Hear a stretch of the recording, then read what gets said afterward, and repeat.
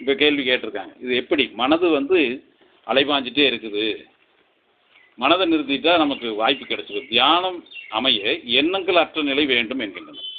இப்போ மனதிலிருந்து எண்ணங்களை நீக்க பிரிக்க வழிமுறைகளை கூறவும், இதுதான் நமக்கு கிடைச்சிருக்கிறது. இப்போ நம்ம நோக்கமே மனதிலிருந்து எண்ணங்களை நீக்கணும், பிரிக்கணும். இது தவறு. நீக்கவோ பிரிக்கவோ முடியாது. நம்ம அப்படி நினைச்சிட்டு இருக்கிறோம். நமக்குள்ள மனதினுடைய விருத்தின்னு சொல்றது மனதினுடைய எண்ணங்களினுடைய அதிகரிப்பு இருந்துட்டே இருக்கு. ஒவ்வொருத்தருக்கும் பார்த்தீங்கன்னா மனதினுடைய விருத்தி இருந்துட்டே இருக்கு. இந்த விருத்தி அடங்குற இடம் ஒன்று இருக்கு. ஒரு இடத்துல விருத்திகள் அடங்கு. இந்த மனமானது 5 இந்திரியங்கள் 5 மூலமா செயல்பட்டு, இந்திரியங்கள் 5 மூலமா ரெக்கார்ட் ஆனது பூரா மனமா இருக்குது. கண்ணில் பார்த்த விஷயங்கள் மனதில் பதிஞ்சிருக்கு, காதால கேட்ட விஷயங்கள் மனதில் பதிஞ்சிருக்கு, நாக்கால சுவைத்தது மனதில் பதிஞ்சிருக்கு, மூக்கால நுகர்ந்தது மனதில் பதிஞ்சிருக்கு, உடலால் உணர்ந்தது மனதில் பதிஞ்சிருக்கு. இப்போ 5 இந்திரியங்கள் மூலமா பதிஞ்சது பூரா மனதில் பதிஞ்சு நிற்குது, பூரா பதிவுகளாக இருக்கு. இப்போ இது சார்ந்து எண்ணங்கள் ஓடிட்டே தான் இருக்கு.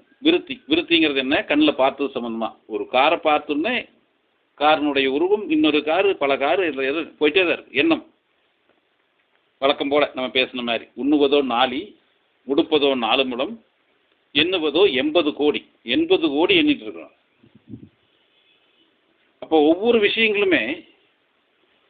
விஷயமுமே எண்ணத்தால் போயிட்டே இருக்கு. பார்த்தா எண்ணம் ஓடுது, கேட்டா எண்ணம் ஓடுது, சாப்பிட்டா எண்ணம் ஓடுது. இட்லி சாப்பிட்டேன்னா இது சாம்பார் நான் போன வாரம் சாப்பிட்டுங்க, உடனே கௌரி கிருஷ்ணா விடவா, இல்லைங்க ஆனந்த பவனை விடவா, இப்படி கம்பேரிசன் ஒன்றுக்கு ஒன்று மேலே. நான் அந்த காரில் போனேன், நான் இந்த காரில் போனேன். எந்த காரில் போனாலும் விஷயம் ஒன்று தான் புரியாதனால தான் காரில் போயிட்டுருக்கு. கடைசியில் தேரில் போகிறதுக்கு தயாராகிடும்.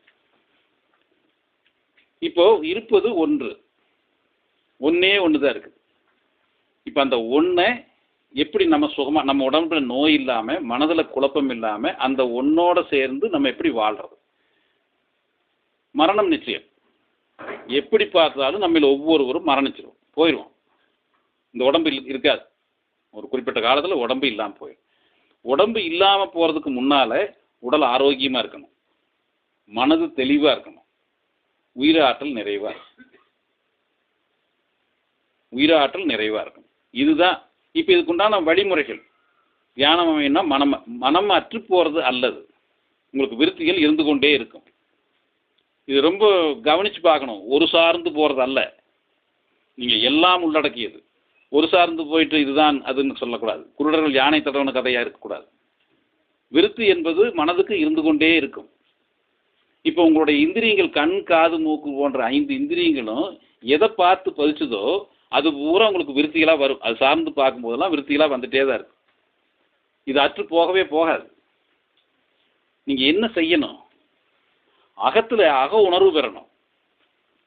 அக உணர்வில் மெய்ப்பொருள் எது, தத் சத்து எதுன்னு பார்க்கணும். உண்மையான பொருள் எதுன்னு பார்க்கணும். பிரம்மம் என்னன்னு பார்த்துட்டிங்கன்னா இப்போ பிரம்மத்தினுடைய பார்வை உங்களுக்கு வரும். கேட்டல் பிரம்மத்தை கேட்குற மாதிரி இருக்கும். நுகர்றது பிரம்மத்தை நுகர்வீங்க, சுவைக்கிறது பிரம்மத்தை சுவைப்பீங்க.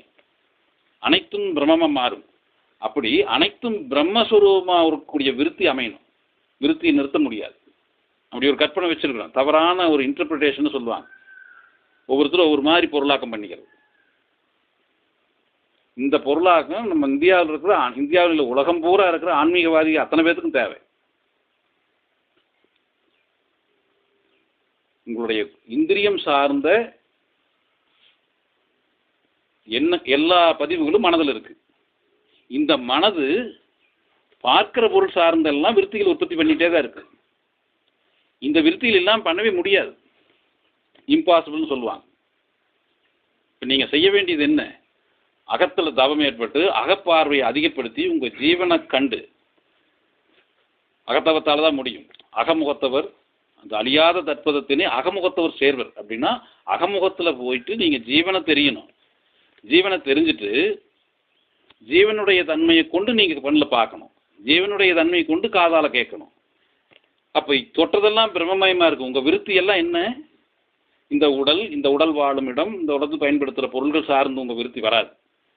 உங்கள் விருத்தியில் நீங்கள் பார்த்தா பிரம்மத்தை தான் பார்ப்பீங்க. நீங்கள் கேட்குற சப்தம் அனைத்தும் பிரம்மமாக உணர்வீங்க. நீங்கள் உண்ணும் உணவு பிரம்மமாக இருக்கும். உங்களை வந்து அடிக்கிற காற்று, உங்களை தீண்டக்கூடியது அனைத்துமே பிரம்மமாக மாறி. அப்போ என்ன ஆகுது? உங்களுடைய விருத்தி பிரம்மம் அளவுக்கு விரிவடைஞ்சிருது. விருத்தி இல்லாமல் பண்ண முடியாது. அப்போ அந்த விருத்தியினால் நீங்கள் ஆனந்தம் பெறணும். இந்த விருத்தியினால் பெற ஆனந்தம் தான் இந்த முழுமையடைந்த விரிவடைந்த விருத்தியினுடைய ஆனந்தம் தான் முழுமை பெற்ற பூரணத்துவம். அந்த நிலையில் நீங்கள் இந்த உடலை கடந்து போயிடலாம். உடல் சார்ந்து நீங்கள் இல்லை, அனைத்தும் சார்ந்து தான் இருக்கிறீங்க.